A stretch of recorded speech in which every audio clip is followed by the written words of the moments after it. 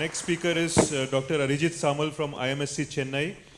He's going to talk about leveraging developmental landscapes for model selection in Boolean gene regulatory networks. Let me just start by thanking Sanchit for the kind introduction. I'd like to start by thanking the organizers, Chirag, Sanchit, Devnath, for this kind opportunity, and also the invitation to present our work at this fantastic symposium. I should place on record my apologies to Chirag, because I have to be at a professional engagement tomorrow. This talk was meant to be in the network biology session and not in the AI session, and he was kind enough to reorganize my talk to today so that I can be away tomorrow. I would of course miss tomorrow's talks, which I am not very happy about, so I'll apologize to everyone about that. So what I intend to do is basically present a piece of work which is broadly in the area of Boolean modeling of gene regulatory networks, which is an area in which my lab works on. And I'll basically focus on telling you only one story. And this story is about developing a framework which allows you to incorporate different biological constraints in a systematic fashion for Boolean model selection.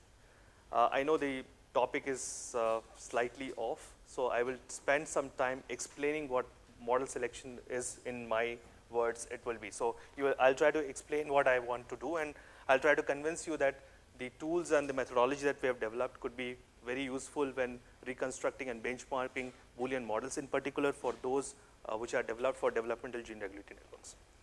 So just to recap, we all know that cells are basic unit of life, and cells take various decisions. Decisions such as to grow or not to grow, to divide or not to divide, to live or not to live, to be or not to be.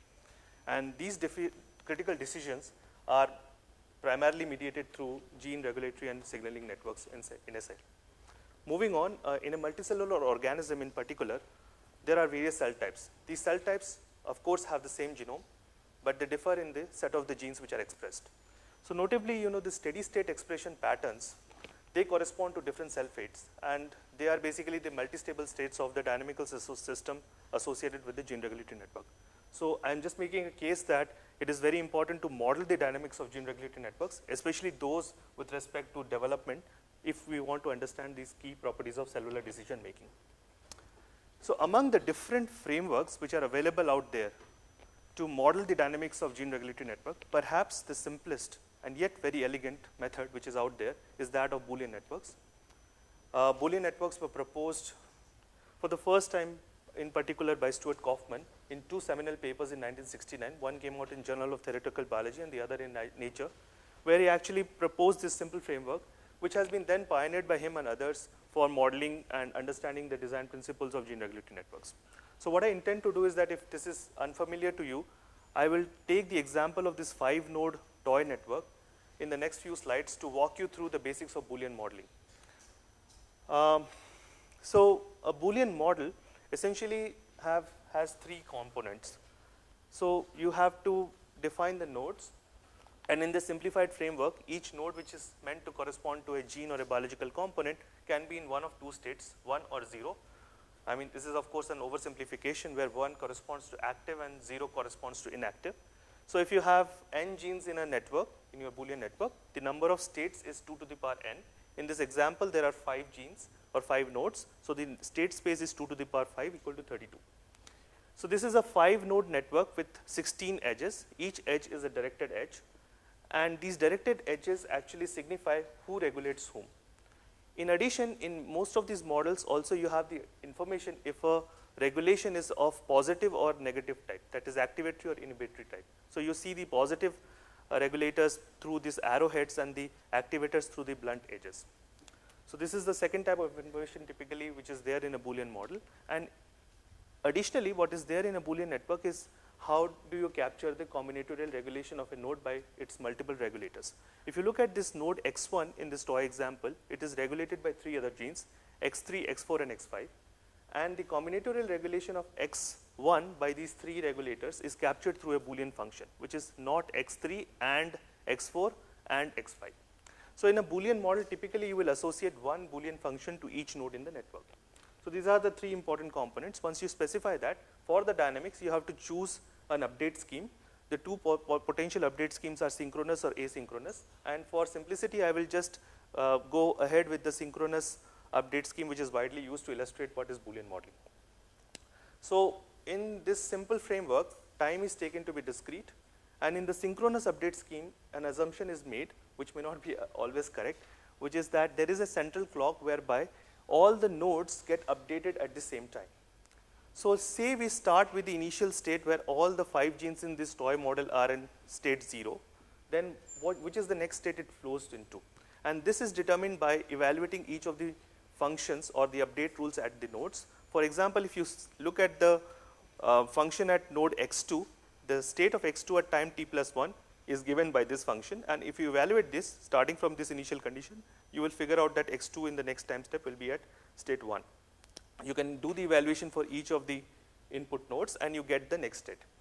So in this synchronous update scheme, clearly the dynamics is deterministic. That is, for a given state, there is only one particular successor state in the state space that you will flow to. So for the 5 node network, which as a toy example I took, there are 32 possible states, and you can ask for each of the 32 states, which is the next state you flow into. So this is the binary representation of the states, and in the bracket I am putting the integer equivalent so that I'll draw the state transition graph in the next sort of the transition. So on the right you see the state transition graph, so which basically captures which state flows into what. So as you can see, this is deterministic because each state has only one successor. And the state transition graph that you see here is decomposed into 5 components. These are the basins of attraction. 4 of these are fixed points. That is, once you reach the state 13, which is here, you remain at state 13. Once you reach at state 12, you remain at state 12. And this is a second type of attractor, which is a cyclic attractor. Once you reach this state 3, you keep cycling between 3 and 31. So these are the 2 types of attractors you get. Fixed points are of more interest because they may constitute important things like self-hits and so on. So these are the attractors that you obtain. So what I want to highlight is the following, that this is a toy example with 5 nodes with 16 edges, and the dynamics that I showed was based on a particular choice of Boolean function at each node. But if you ask how many Boolean functions are possible at a given node with certain number of inputs, for example, if you look at this node x4, which is controlled by 3 other genes, the number of possible functions is 2 to the power 2 to the power 3. So in general, there is a formula that is for if a node has k inputs, the number of possible functions is 2 to the power 2 to the power k. If the number of inputs is increasing as k is increasing, the number of possible functions is going faster than exponential. So if you were to ask, if we fix the network architecture to these 5 nodes and 16 edges, what are the possible combinations of Boolean functions which are possible? If you multiply these numbers across the 5 nodes, it already shoots up to more than 2 into 10 to the power 14. So for this small node, network itself, the number is huge. And what we evaluated in the previous 3 slides was a specific choice here. We chose one of the 10 to the power 14 choices because we chose one particular function at each node. Okay? So that particular choice led to a dynamics where we had 4 fixed points and 1 limit cycle. So if I was to ask the following simple question, and these are for various reasons the more interesting type of steady states, the fixed points. So if I was to ask the question, I keep the same architecture, but which are the other potential combinations of Boolean functions or models out of the 10 to the power 14 or more, which can give you back these 4 attractors, exactly the 4 attractors. So if we try to compute this number, you will find that it is actually equal to 10 to the power 9, more than 10 to the power 9. So how do we do that? It's a very simple trick. So look at this node x4. So it has 3 inputs, x1, x3, and x5. So you have to choose one of the 3 input functions. There are 256 possible, but of the 256 possible, some of the rows of the truth table get constrained based on the attractor constraints. And so these rows get fixed. The remaining rows can take any values. So this gives you 16 Boolean functions at this node which are compatible with these 4 attractors. And you can do this for each of the nodes, and with this trick you can figure out that there are more than 10 to the power 9 combinations of Boolean functions which can actually recover these 4 attractors even with this fixed architecture. So as you can see, this is a toy example. This may seem very abstract. So imagine a scenario where you are trying to reconstruct a Boolean model for a biological system of interest. You know the genes, which are the important ones, their connections, And you also maybe from expression data, say RNA-seq or scRNA-seq, are able to infer the attractors or steady states which are corresponding to different cell fates, and you want to choose the logical update rule such that you recover the attractors, then the number of functions which can fit the data is going to be humongous. So how do you select among them? So one question to ponder about is that should we look at all possible functions, that is all the 2 to the power 2 to the power k, or should we limit ones to some subclasses of functions which maybe say have certain properties which are quote unquote say biologically meaningful. So I don't have time to go into, so we have systematically addressed this problem in a publication in 2021 where we have looked at subclasses of Boolean functions.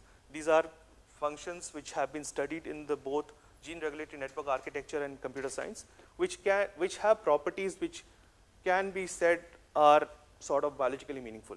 So 5 types of functions we have studied are effective functions, unit functions, canalizing functions, read-once functions, and nested canalizing function. I won't go into the details, but I want to tell you briefly. So for example, this class of unit function can capture the property of sign conforming. So I mentioned that you may know that x1, x2, and x3 regulate x4, but x1 activates, x2 inhibits, x3 activates. So how do you capture these signs in your Boolean function or update rule? This kind can be captured through by limiting to this class of unit functions. And actually this nested canalizing function is a subset of this class. Further, we know in many situations in biology, a certain regulator could have a veto. For example, if it is present, everything is shut down. So this veto kind of property can be captured by nested canalizing functions.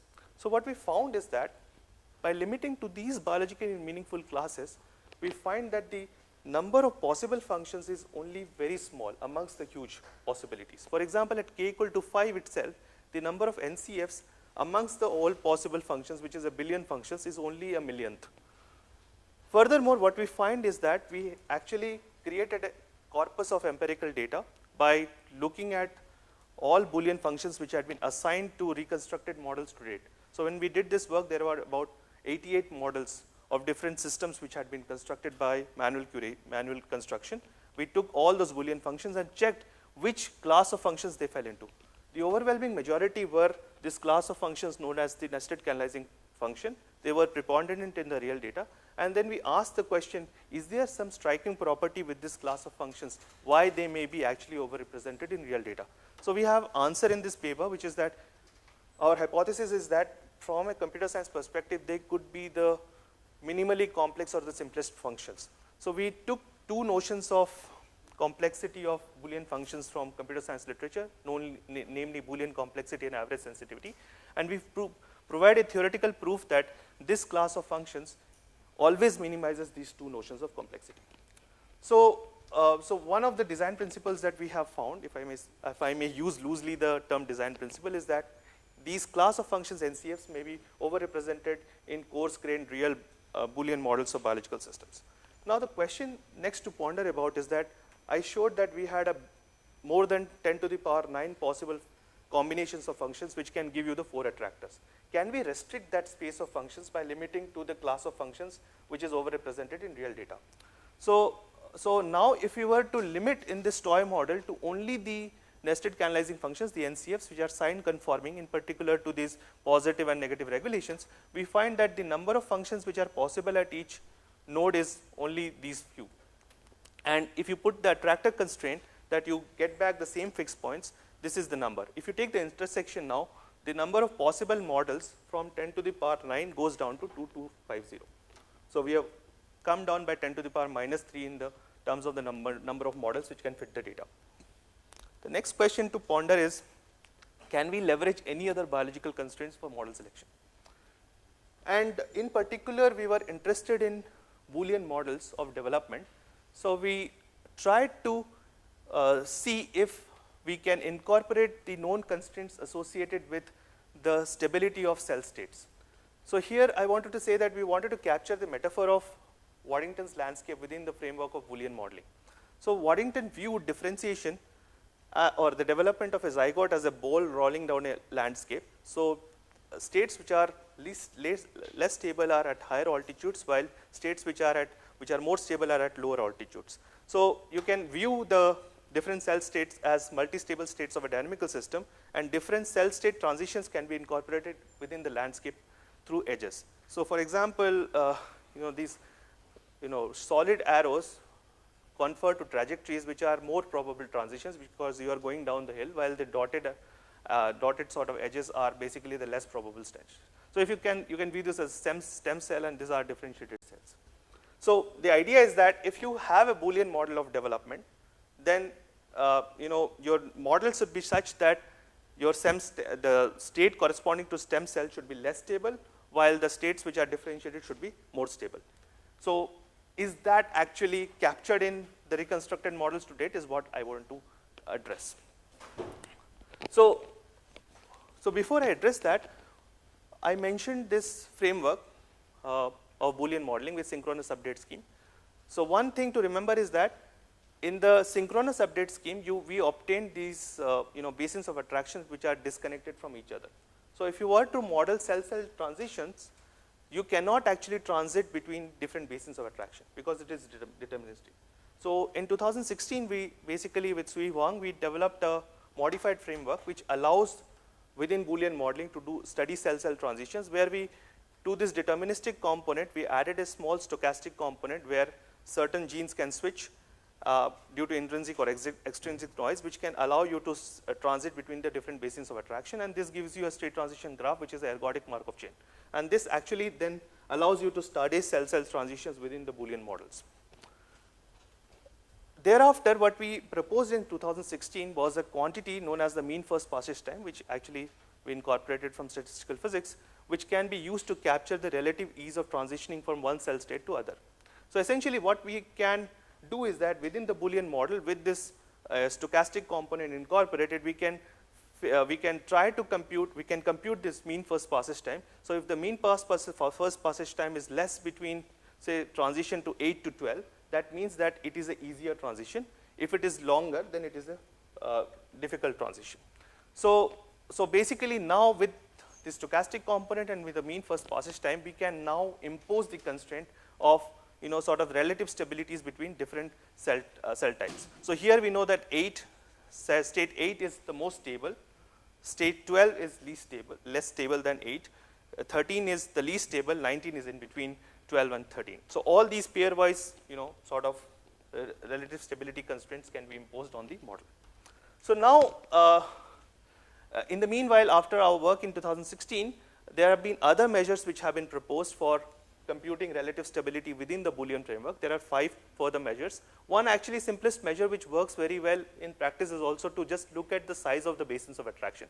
If you look at it, this is the, so amongst the 4 fixed points, so this is the least, so this is supposed to be less stable. This is the second least, so this is more stable than this, but less stable than these two, and so that also works. But the mean first passage time has the advantage that you can actually start predicting the cell-cell transition trajectories as well. So what we have done is that we have taken these 5 measures which have been proposed in the literature, and we have systematically benchmarked them with several examples of Boolean models of development, and what we show is that these 5 measures actually in practice are very highly correlated with each other. So this result of high correlation is independent of network structure, presence of other attractors, and the type of Boolean functions. And so essentially this result allows us to proceed with one of the measures only for time being, for all practical purposes. So let's get back to the toy example of the 5 nodes. So we were left with 2250 models which had this design principle of this type of function, and they gave back the 4 attractors as well. Now we ask the question, if these 4 attractors had this following landscape, that is the state 8 is least stable, then 12, then 19, then 13, how many of these 2250 models actually confer to this landscape? So basically for each of these models, you have to compute the mean first passage times and see if these constraints are sort of satisfied or not. By testing the mean first passage times, we find that from the 2250 models, we get down to 84 models, while if you take the basin of attraction, you get a 78. So essentially what I wanted to say is that by systematically, I use this toy example because it's easier to follow.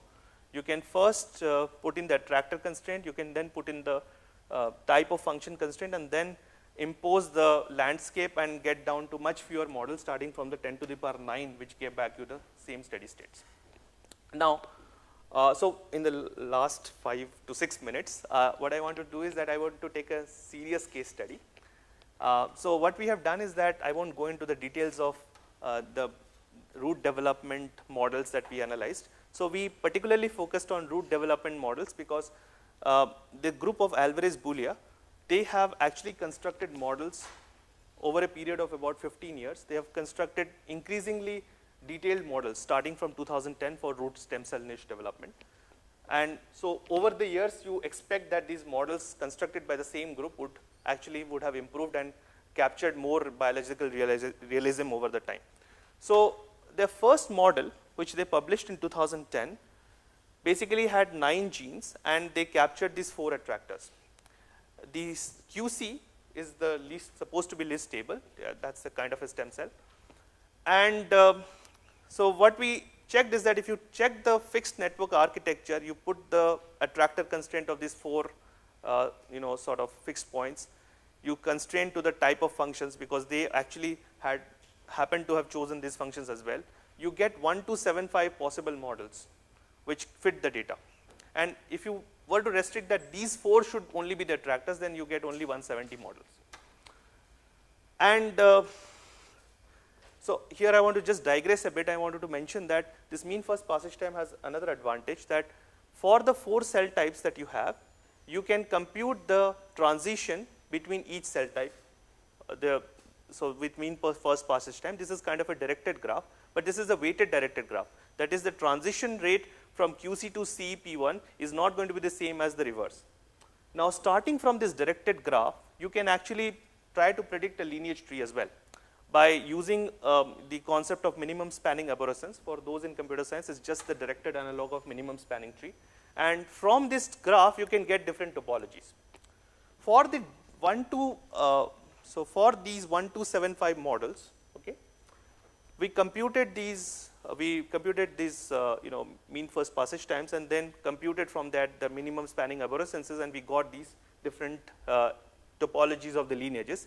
And you can see that many of these do not conform with the biological observation because you expect the QC, which is this one, to be the least stable, should be at the root of the tree. So we can only proceed with the limited information, these ones, to conform with the data. The remaining models we can throw out. So we have not tested further how we can use this lineage tree prediction with data and so on, but that's work in progress. So subsequently, what we wanted to check is that over the years, this same group had built models for root development with increasing detail. So were the models conforming with actual biological reality of QC being the least stable? So what we found is that their model of 2013, if you check the size of basin of attraction or minimum spanning arborescence, it was actually fitting with the reality. That is, the QC was the least stable.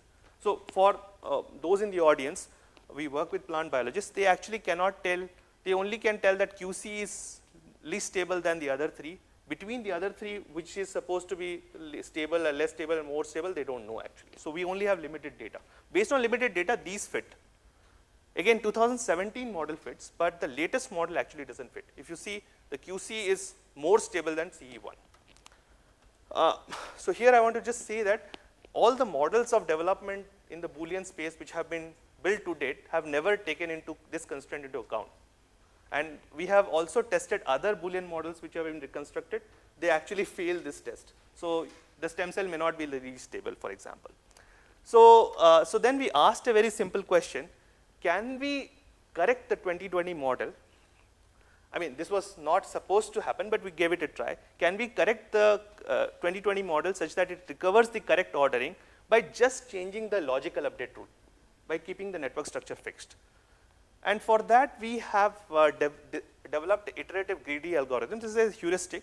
I'll tell you why we had to do it. Unlike the 5-node network, where we were left with 2250 models, here when you restrict to sign conforming NCFs and attractor constraints, still you are left with more than 10 to the power 10 models which fit the data.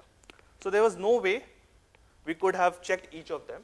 So we came up with this iterative algorithm, which is very simple. We start with the current network, which is published in the paper. we choose some node at some in a smart fashion, we change the function with another function which fits it, and see if there is an improvement in the relative stability constraint. If it is improving, we accept it. And we ran this detailed heuristic 1,000 times, and luckily 990 times we were able to find a different model by just changing the function which fits the data, fits the observations, that is corrects the lineage tree. So with that, I'll just summarize. I'll just take 1 minute. So essentially, we have developed several tools which allow you to incorporate within Boolean framework the different constraints, the attractor constraints, the biologically meaningful Boolean functions, in particular the relative stability constraints associated with the landscape. And we have a sort of a model selection algorithm which can help you improve the model if the current model for some reason is not conferring with the landscape. So with that, I'll just mention that this is one of the various research which goes on in my group. I have been there for a decade in math science. So the major research area in my group is basically chemical spaces for drug discovery, systems toxicology, and human exposome. Here we work on phytochemicals of Indian medicinal plants and environmental chemicals such as endocrine disruptors. I thought for this conference maybe the work I presented may be more apt. So we also work on development of methods for analysis of complex biological networks.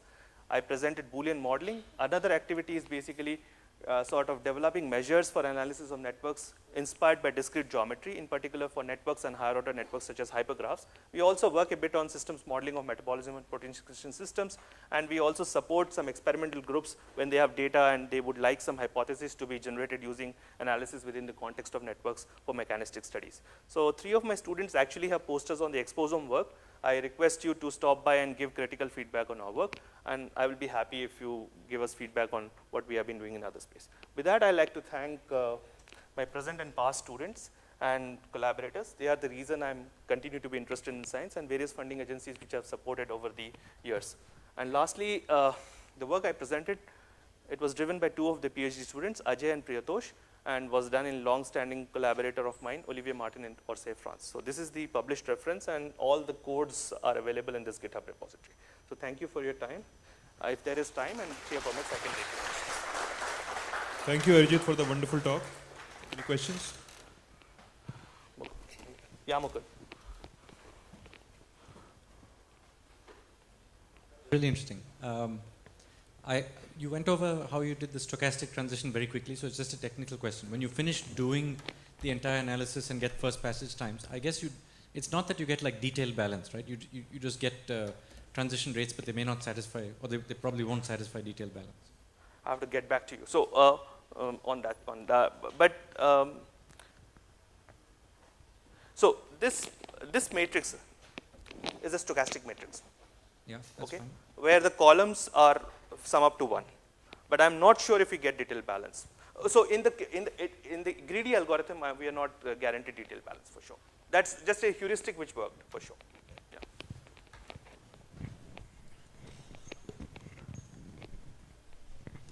So, you showed that the 5 biologically relevant, Boolean, submodules that you arrived at reduced the entire space to some 2000 something, right? So how did you arrive at those, how did you identify those from the entire set?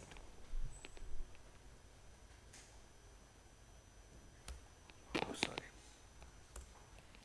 You mean these ones? Yes. So firstly, I've been working since my PhD on this. So I had noted that nested canalizing functions were overrepresented in half of the large data set of Marcus Covert's network was there. So, so how did we arrive at these 5 type of functions? So basically, the story is very different. So research is not in this way. So I got a student during COVID, and I was lacking PhD students, who said that computational biology is physics, and I hope I'm not recorded. So I had to come up with a problem which is more physics oriented. So I gave this problem to him. So and said that this is a hypothesis which Kaufman has made in Origins of Order book. So we systematically went about thinking about this, and especially this class of functions which we came up, it was actually has never been looked in biological literature. So this was actually only studied in computer science, and we ported it because it was very interesting from that perspective. So we systematically have gone through this type of functions, and one of the reasons we are doing it is I wanted to make, so I'm answering in a different way. So I have been thinking of the reconstruction or the inference question for long. So if you think about it, even for this 5-node network, the number of combinations is huge. So if I was to even restrict myself to this very simplest framework, how do I even come up with very few models which fit the data? As you can see, there are, I already showed 1 billion which fits the data. So what are the potential, design principles or biological constraints I could bring in or incorporate such that I limit the space? So that in that sense, the basic thing which makes, so I can go through maybe, since I have 5 minutes for answers. Sorry.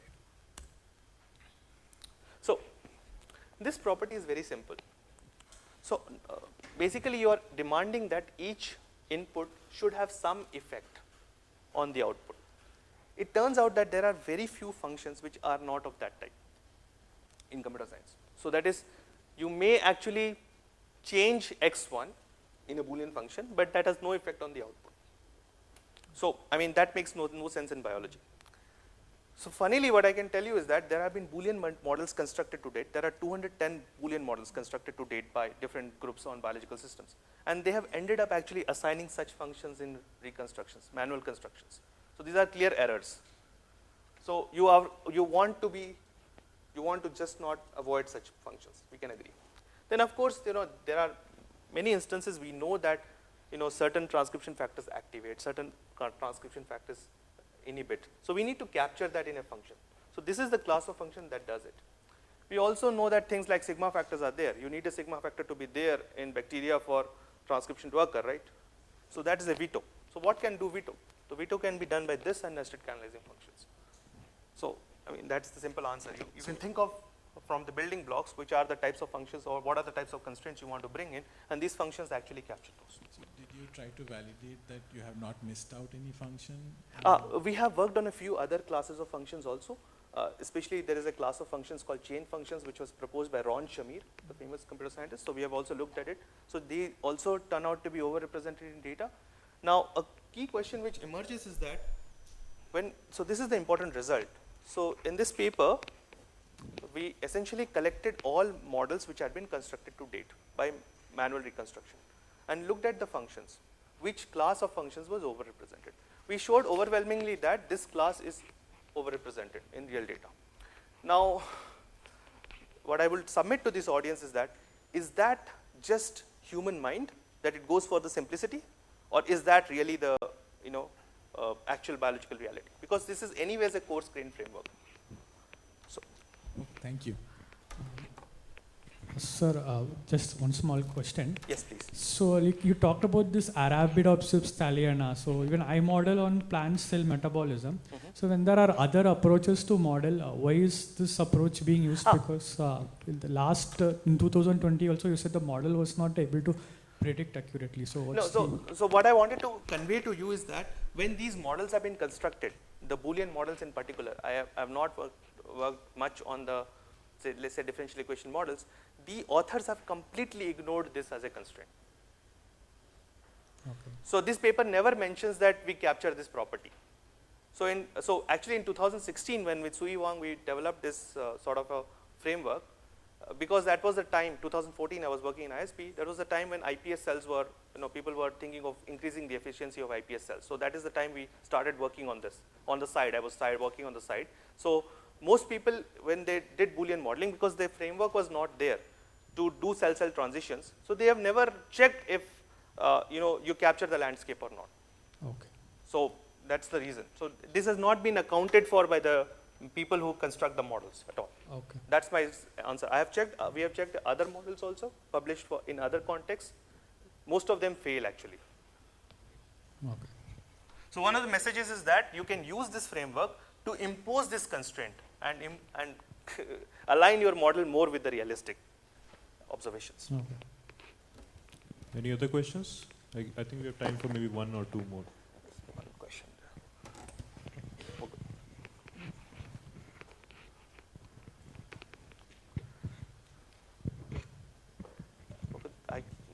that question maybe, yeah, please. Sir, do you really think Boolean network explain biological process correctly, or do we need fuzzy network kind of?